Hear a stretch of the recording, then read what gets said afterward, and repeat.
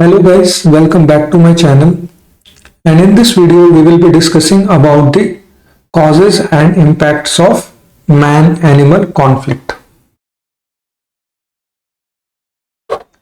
Man-animal conflict, it is also known as human-wildlife conflict. सबसे पहले हम इसकी definition को देख लेते हैं. So man-animal conflict refers to the interaction between humans and wild animals that results in negative impacts on human life, property, livelihoods and wildlife populations. So man animal conflict basically क्या है? Humans का और wild animals के बीच का एक ऐसा interaction है जिसकी वजह से उस interaction के resultant में negative impact आता है ह्यूमन लाइफ के ऊपर, प्रॉपर्टी के ऊपर, लाइवलीहुड के ऊपर और साथ साथ वाइल्ड लाइफ के ऊपर भी. Next we will discuss the causes of the man animal conflict. So first one is habitat loss and fragmentation. तो इंडिया ने जो है एक significant portion of the natural habitat जो है वो लॉस्ट कर दिया है due to the deforestation activities, mining activities and infrastructure expansion.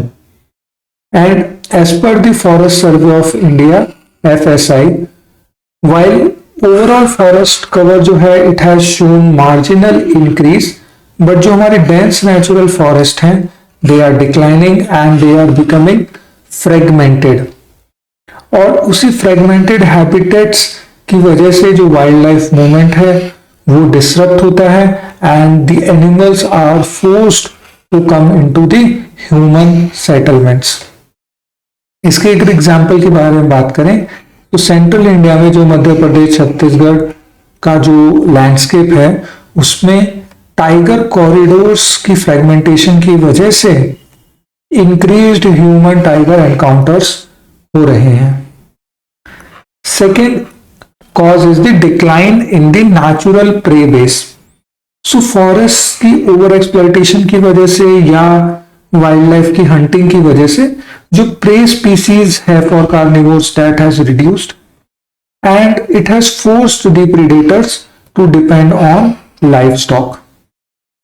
For example जो हिमाचल प्रदेश में जो लेपर्ड्स के अटैक्स होते हैं they often prey on domestic animals because of the reduced wild prey. Third is human encroachment and land use change. तो agriculture activities की expansion की वजह से and human settlements into the forest areas उसकी वजह से humans और wildlife के बीच में proximity और closeness आ गई है. इंडिया की अगर हम बात करें तो total 18% of the world human population India में है और just 2.4% of the global land India के पास है. तो इट सिग्निफाइज कि ह्यूमन या पॉपुलेशन प्रेशर कितना है लैंड के ऊपर और उसकी वजह से लैंड यूज कॉन्फ्लिक्ट्स इंटेंसिफाई हो रहे हैं. एग्जाम्पल के बारे में बात करें तो उत्तराखंड के जो फॉरेस्ट एरियाज हैं, फॉरेस्ट रेंजेस हैं, वहां पे एनक्रोचमेंट की वजह से लैपर्ड अटैक्स इन विलेजेस जो हैं वो फ्रीक्वेंट होते जा रहे हैं. Fourth is agricultural expansion and cropping patterns. जो कुछ क्रॉप्स जैसे कि शुगर केन क्रॉप, बनाना या maize, they act as attractants for wild life.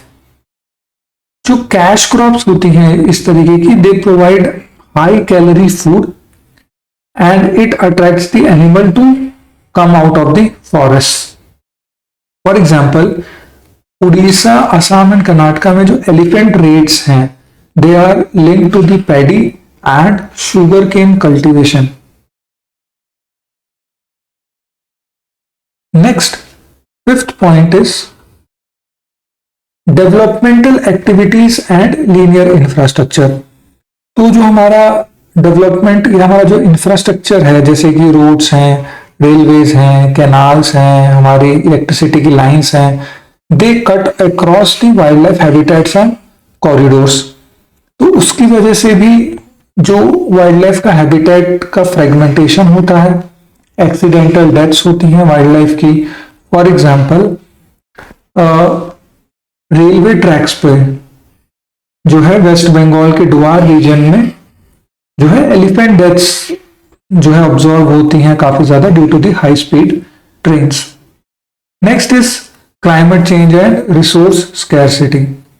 So because of the erratic rainfall, drought and the rising temperatures, so it has affected the food and water availability for the wildlife. So the wildlife is migrating to the human dominated areas in search of these resources. For example, during the drought periods in these parts of Karnataka and Tamil Nadu state, the elephants they frequently enter the villages in search of water. Seventh cause of the conflict is weak governance and delayed compensation. So, because of the delay in compensation for the crop and livestock loss, it leads to resentment among the local communities. So, whenever there is a loss of life or there is injury or crop and livestock loss, the local community starts demanding compensation from the government. And because of the delays in compensation, many times retaliatory killings of the wildlife also occur in some areas. For example, the poisoning of the carnivores in retaliation for the livestock loss has been reported in several states. Next is lack of awareness and preparedness. So the communities which are living near the forest, the local communities, they often lack the knowledge of the preventive measures that has to be taken for the human wildlife conflict, and because of the inadequate early warning systems, they also worsen the situations. So ऐसे भी हमारे पास warning systems अभी इतने adequate place में नहीं है कि जो लोकल कम्युनिटी इसको पहले ही वार्न कर पाए किस तरीके का कुछ कॉन्फ्लिक्ट आने वाला है, और उसके लिए वो ऑलरेडी जो है अपने आप को पहले से ही रेडी कर लें। Ninth cause is the ecotourism. So there has been a growing interest in ecotourism, and because of the increased access to the nature reserves, the closeness between the wildlife and humans is being observed. There is more proximity and hence the conflicts are rising. Next हम देख लेते हैं what are the impacts of the man-animal conflict. तो first one is the loss of human life and injuries. So human casualties, they are one of the most serious impacts. According to the government data, around 500 people they are killed annually by the elephants in India. Second are the economic losses. So this wildlife conflict leads to crop damage, livestock depredation, property destruction, and hence overall there is high financial losses for the local communities and the farmers.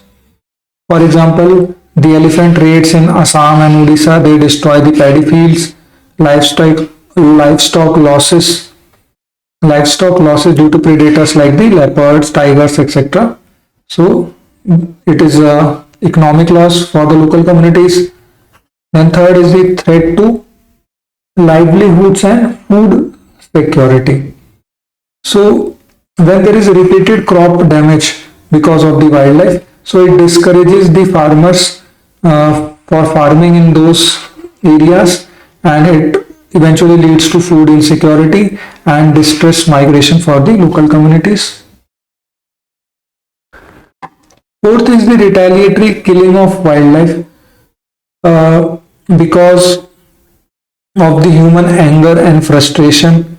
So it results in the poisoning, trapping and hunting of the animals, and this retaliatory killing poses a major threat to the endangered species, the vulnerable species of wildlife. Next is decline in wildlife population. So continuous conflict between humans and wildlife. It leads to the injury or the death of animals. It disrupts the breeding and the migration patterns, and eventually it is resulting in the decline of the wildlife population. Next is habitat degradation, because the conflict leads to increased human intervention in the forest in the form of fencing, barriers या encroachment. तो जब कोई conflict इस तरीके का raise होता है तो इंसान जो है एडिशनल मेजर्स लेने की कोशिश करता है. ह्यूमंस वो फेंसिंग करेगा एरिया का ताकि वहां से वाइल्ड लाइफ ना एंटर करे, या बैरियर्स बनाएगा. तो उसकी वजह से भी एक तरीके का आप आर्टिफिशियल जो है इंटरवेंशन कर रहे हैं, ह्यूमन इंटरवेंशन कर रहे हैं. तो इकोलॉजिकल बैलेंस जो है डिस्टर्ब होता है, बायोडाइवर्सिटी आपकी जो है डिस्टर्ब होगी. Next are the psychological and social impact. तो उस वाइल्ड लाइफ कॉन्फ्लिक्ट के कारण एक कॉन्टिन्यूस फियर एंड स्ट्रेस रहता है लोकल कम्युनिटीज के बीच में जो कि फॉरेस्ट के पास में रह रहे हैं. फॉर एग्जाम्पल जो विलेजेस एलिफेंट कॉरिडोर्स में रहते हैं वहां पे कांस्टेंट फियर रहता है लोगों के अंदर, खास करके ड्यूरिंग दी क्रॉप सीजन्स, क्योंकि क्रॉप अट्रैक्ट करती हैं एलिफेंट्स को, and also specially during night. और खास करके ये इम्पैक्ट करता है बच्चों को और वीमेन की लाइफ को इम्पैक्ट करता है साइकोलॉजिकली काफी ज्यादा. Next is increased government expenditure. तो गवर्नमेंट पे भी काफी इफेक्ट पड़ता है. गवर्नमेंट को लार्ज अमाउंट स्पेंड करना पड़ता है कंपनसेशन देने में जब क्रॉप या लाइफ स्टॉक का डैमेज होता है. जो मिटिगेशन मेजर्स लेने पड़ते हैं उस पर भी पैसा लगता है, गवर्नमेंट का इंफ्रास्ट्रक्चर डेवलप करने में पैसा लगता है. And ninth is the disruption of the conservation efforts. तो वाइल्ड लाइफ और ह्यूमंस के बीच में जब कॉन्फ्लिक्ट होता है तो लोगों के अंदर एक नेगेटिव पब्लिक परसेप्शन चला जाता है वाइल्ड लाइफ के लिए. और उस नेगेटिव परसेप्शन के कारण जो कंजर्वेशन प्रोग्राम्स चल रहे हैं वाइल्ड लाइफ के, उसका जो सपोर्ट है वो रिड्यूस होता है.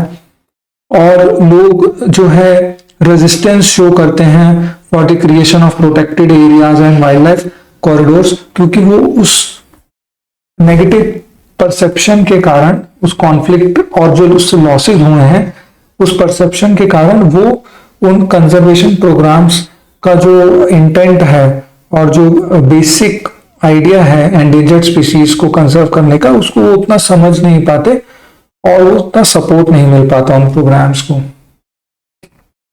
So thank you very much friends.